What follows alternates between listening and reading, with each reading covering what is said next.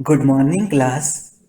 आज हम लेकर आए हैं पवन दूतिका शीर्षक का तीसरा भाग। देखिए, हमने देखा था कि राधा जी पवन को तरह तरह की युक्तियां बता रही थी कि किस तरह से उनका दुख उनके प्रियतम तक पहुंचाना है।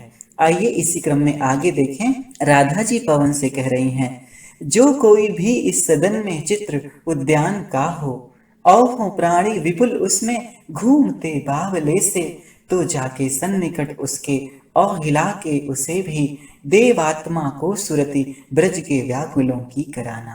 आइए शब्दार्थ देख लेते हैं। उद्यान का मतलब बगीचा, विपुल यानी बहुत, बावले से यानी पागल से, सन्निकट यानी एकदम समीप जाकर, देवात्मा यानी श्री कृष्ण को, सुरति बोलते हैं स्मृति को। तो आइए देखें, राधा जी कह रही हैं कि हे पवन, यदि तुम्हें कृष्ण के उस घर में, कृष्ण के उस सदन में कोई ऐसा चित्र दिखे जिसमें अनेक प्रकार के प्राणी, जीव जंतु बगीचे में पागलों की तरह घूम रहे हो, यानी कोई उद्यान का चित्र हो और उसमें कई प्रकार के जीव जंतु उसमें पागलों की भांति घूम रहे हो, तो उस चित्र के निकट जाकर तुम उसे भी हिला देना। इससे कृष्ण को विरह में व्याकुल ब्रज के वासियों की याद आ जाएगी। आगे देखें, राधा जी कह रही हैं, कोई प्यारा कुसुम कुमला गेह में जो पड़ा हो, तो प्यारे के चरण पर ला डाल देना उसी को। यो देना ए पवन बतला फूल सी एक बाला, मलाना हो कमल पग को चूमना चाहती है। आइए शब्दार्थ देख लेते हैं।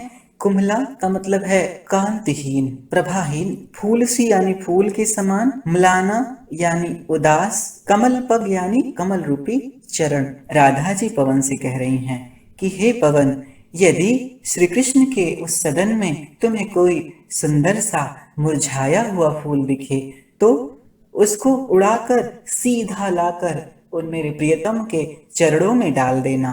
इससे उन्हें यह आभास हो जाएगा कि कोई फूल के समान कुमलाई हुई बालिका बहुत ही व्याकुल होकर उनके चरण कमल को चूमना चाहती है।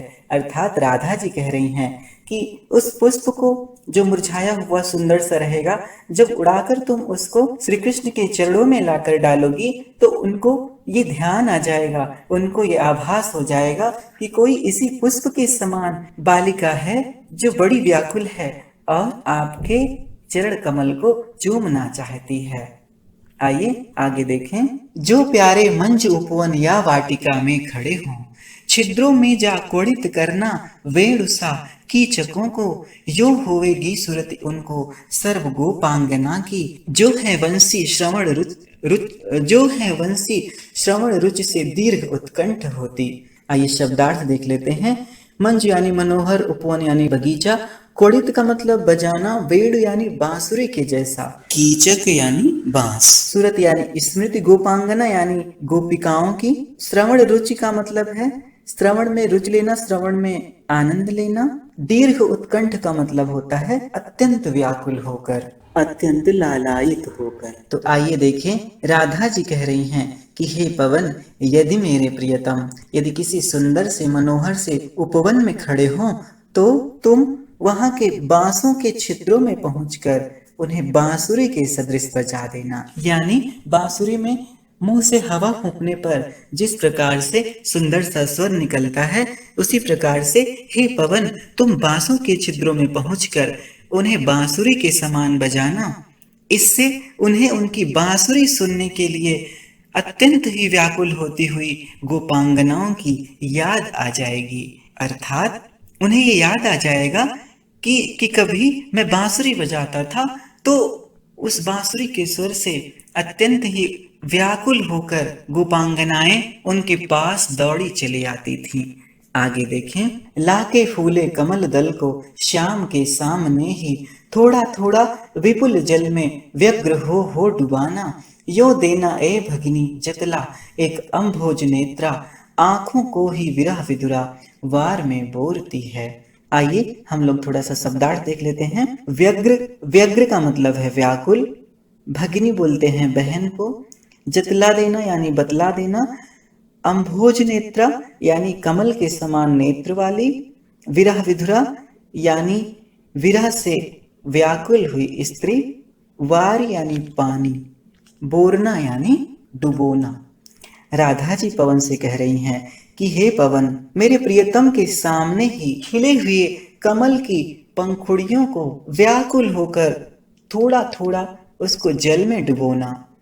इससे हे बहन, तुम उनको यह जतला देना कि कोई कमल के समान नेत्र वाली है, जो व्यथित होकर वियोग में होकर अपने कमल के समान उन नेत्रों को आंसुओं में डुबोए रखती है, अर्थात निरंतर रोती रहती है। यानी राधा जी कह रही हैं कि जब तुम कमल के पंखुड़ियों को पानी में डुबोगी और ऐसा श्री कृष्ण देखेंगे तो मानो उनको आभास हो जाएगा कि कोई कमल के समान नेत्र वाली व्यथित होकर अपने कमल के समान नेत्रों को आंसुओं में दिन रात डुबोए रखती है। देखिए कितनी करुणा भरी हुई है। आगे देखें, राधा जी पवन से कह रही हैं कि हे पवन, धीरे लाना वहन करके नीप का पुष्प कोई, और प्यारे के चपल दृग के सामने डाल देना, ऐसे देना प्रकट दिखला, नित्य आशंकिता हो, कैसी होती विरह वश में नित्य रोमांचिता हूँ। आइए शब्दार्थ देखें। वहन कर यानी उठाकर, नीप यानी कदम्ब, चपल दृग यानी चंचल आंखें, आशंकिता यानी आशाओं से परिपूर्ण, संदेह से परिपूर्ण, विरहवश यानी वियोग के अधीन होकर, रोमांचित का मतलब होता है रोमांचित हो जाना। राधा जी पवन से कह रही हैं कि हे पवन, मेरे प्रियतम की उन चंचल आंखों के सामने धीरे से कदम्ब का एक पुष्प रख देना। देखिए कदम्ब का पुष्प आप सबने देखा होगा, उसका जो पुष्प होता है वो चारों तरफ से नुकीला नुकीला सा होता है, मानो उसके रोम रोम बड़े रोमांचित हों। तो इसलिए राधा जी कह रही हैं कि हे पवन, मेरे प्रियतम की चंचल आंखों के आगे धीरे से कदम्ब का फूल रख देना, जिससे यह प्रकट हो जाए, यह जताया जा सके कि नित्य आशंकित होकर, नित्य संदेहों से परिपूर्ण होकर उन श्री कृष्ण के वियोग में प्रतिदिन मैं कितनी शंकाओं से, कितने संदेह से घिरी हुई रहती हूँ, और उनसे मिलने की आस में कदम्ब के उस फूल के समान मैं बार बार रोमांचित हो उठती हूँ। आगे देखें। बैठे बैठे नीचे जिस विटप के श्याम होवे उसी का, कोई पत्ता निकट उनके नेत्र के ले हिलाना, यो प्यारे को विदित करना, चातुरी से दिखाना, मेरे चिंता विचित चित्त का क्लांत हो कांप जाना। शब्दार्थ देखें। विटप बोलते हैं वृक्ष को, और विदित करना यानी दर्शा देना, दिखा देना, चातुरी यानी चतुराई से, चिंता विजित का मतलब है चिंताओं द्वारा जीता हुआ, क्लांत यानी थका हुआ। राधा जी कह रही हैं कि हे पवन, मेरे कृष्ण जिस वृक्ष के नीचे बैठे हो, तुम उसी का पत्ता उनकी आंख के समक्ष लाकर हिलाने लगना, और पत्ते को इस प्रकार से चतुराई से हिलाना कि मेरे प्रियतम को इस बात का आभास हो जाए कि मेरा जो चित्त है उस पर चिंताओं ने विजय प्राप्त कर ली है, और चिंताओं ने मुझे एकदम से थका दिया है। अर्थात प्रियतम के वियोग में प्रत्येक क्षण मैं किस प्रकार से उन्हीं के विषय में चिंतित रहती हूँ, ऐसा उनको जतला देना। आइए आगे देखें। सूखी जाती मलिन लतिका जो धरा में पड़ी हो, तो पांवों के निकट उसको श्याम के ला गिराना, यो सीधे से प्रकट करना, प्रीति से वंचिता हो, मेरा होना अति मलिन और सूखते नित्य जाना। आइए शब्दार्थ देख लेते हैं। मलिन यानी उदास, लतिका लता को बोल लें, धरा यानी धरती, वंचित यानी अलग होकर। तो राधा जी कह रही हैं कि हे पवन, यदि मथुरा की भूमि पर तुम्हें कोई मुरझाई हुई लता दिखाई दे, तो उसे मेरे प्रियतम श्री कृष्ण के पैरों के पास ले जाकर गिरा देना। इस प्रकार हे पवन, उनको ये आभास दिला देना, उनको यह स्पष्ट प्रकट करवा देना कि किस प्रकार से प्रेम के बिना मैं इसी लतिका की भांति मुरझाई हुई हूँ और नित्य सूखती जा रही हूँ। राधा जी पवन से कह रही हैं कि इस प्रकार से, यानी जब वो मुरझाई हुई लतिका उनके पैरों के सामने लाकर तो गिरा देगी, तो उनको आभास हो जाएगा कि जिस प्रकार से ये लतिका प्रेम विहीन होकर, जिस प्रकार से ये लतिका प्रेम के बिना नित्य सूखती जा रही है, मुरझा जा रही है, उसी प्रकार से मैं भी नित्य सूखती जा रही हूँ, मुरझा जा रही हूँ। आगे देखें, कोई पत्ता नवल तरु का पीत जो हो रहा हो, तो प्यारे के दृग युगल के सामने ला उसे ही धीरे धीरे संभल रखना और उन्हें यो बताना, पीला होना प्रबल दुख से प्रोसिता सा हमारा। आइए शब्दार्थ देखते हैं। नवल तरु यानी नवीन वृक्ष का, पीत यानी पीला, दृग युगल यानी दोनों आंखों, और प्रबल दुख यानी अत्यंत दुख से। प्रोसिता बोलते हैं कोई स्त्री जो पति से बिछड़ गई हो, सासी से उपमा अलंकार। आइए देखें, राधा जी पवन से कह रही हैं कि हे पवन, यदि कोई नया वृक्ष हो और तुम्हारी दृष्टि ऐसे किसी पत्ते पर पड़े जो पीला हो गया हो, तो तुम उस पीले पत्ते को मेरे प्रियतम की आंखों के सामने लाना, उनकी आंखों के सामने उसे लाकर रख देना, धीरे धीरे संभल रखना और उन्हें यूं बताना। राधा जी कह रही हैं उस पत्ते को उनके सामने संभल कर धीरे से रखना और उन्हें यूं बताना कि मैं भी इसी पत्ते की भांति नित्य पीली पड़ती जा रही हूँ। अर्थात राधा जी कहना चाह रही हैं कि मैं भी पति से बिछड़ी हुई स्त्री की भांति नित्य इसी पत्ते की तरह पीली होती जा रही हूँ। आइए आगे देखें, यो प्यारे को विदित करके सर्व मेरी व्यथाएं, धीरे धीरे वहन करके पांव की धूल लाना, थोड़ी सी भी चरण रज जो ला न देगी हमें तू, हा कैसे तो व्यथित चित्त को बोध में दे सकूंगी। आइए शब्दार्थ देखते हैं।